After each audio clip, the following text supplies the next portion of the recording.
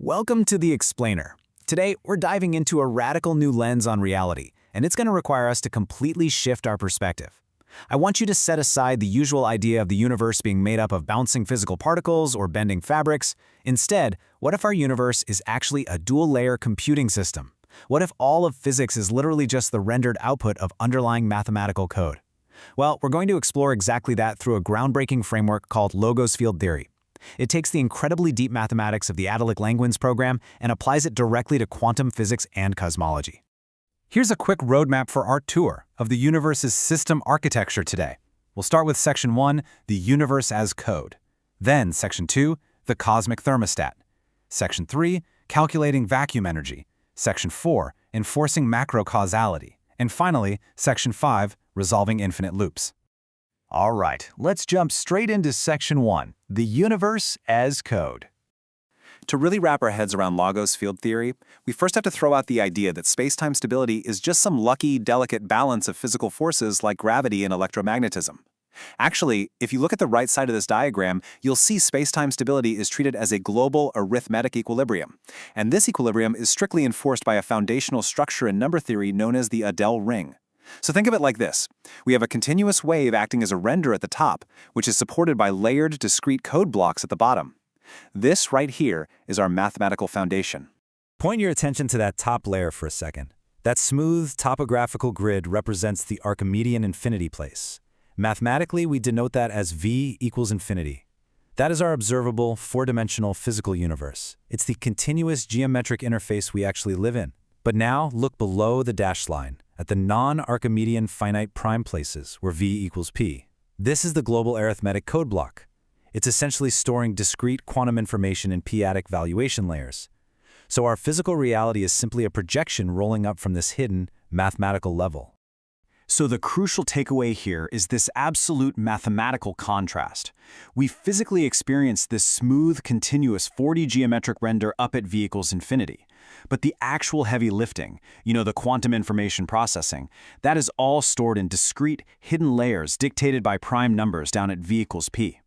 The stability of our reality doesn't actually come from the 4D space itself. It's a hard, structural guarantee provided by the underlying arithmetic code. Which brings us nicely to Section 2, the cosmic thermostat. If the universe is this dual-layer computer, how does it handle local errors or anomalies without totally crashing? How does space-time avoid just tearing itself apart? Well, take a look at the equation on screen. Lambda of s, pi, equals epsilon of pi times n to the power of 1/2 minus s, times lambda of 1 minus s, pi tilde. This is the global functional equation of automorphic L functions. In Logos field theory, it acts as a literal cosmic thermostat. Notice the variables on the left. They represent a physical fluctuation in our 4D spacetime. If local energy surges, the strict symmetry of this equation instantly forces the arithmetic factors on the right side to respond. The left side absolutely must balance the right side, which forces a global rebalance across the entire Adel ring.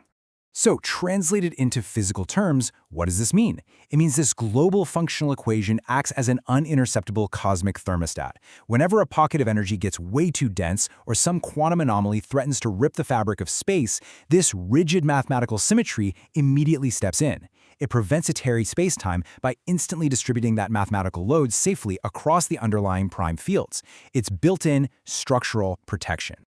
Moving right along to Section 3, calculating vacuum energy.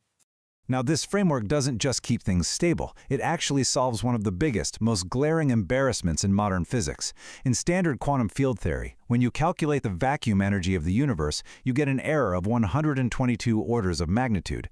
It's known as the notorious cosmological constant problem. But by redefining the vacuum from a chaotic physical medium into a regularized mathematical processor, everything totally changes.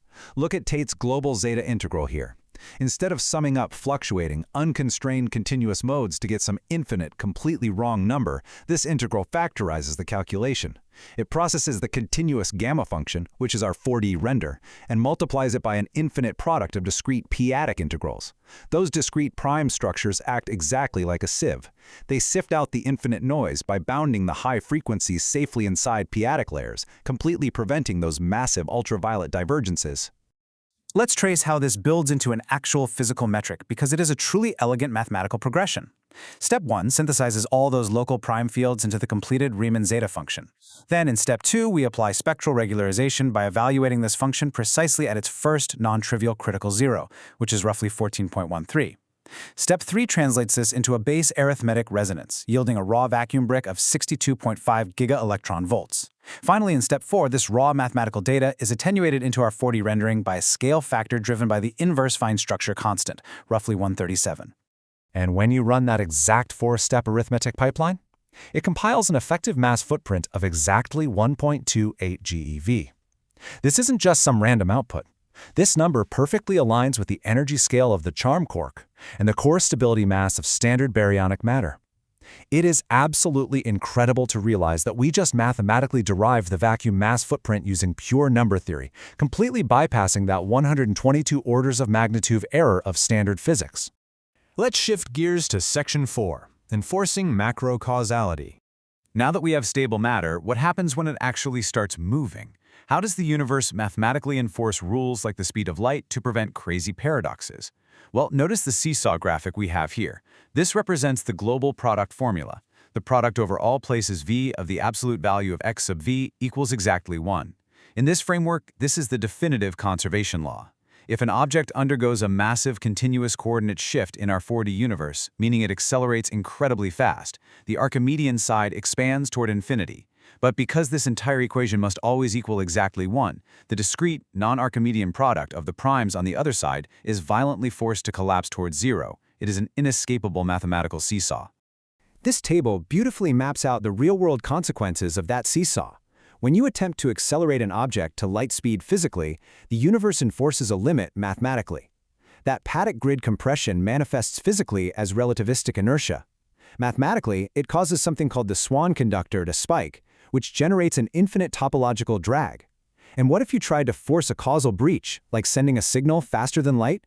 The mathematical enforcement is a geometric invariant theory wall crossing. The universe literally censors the causal violation.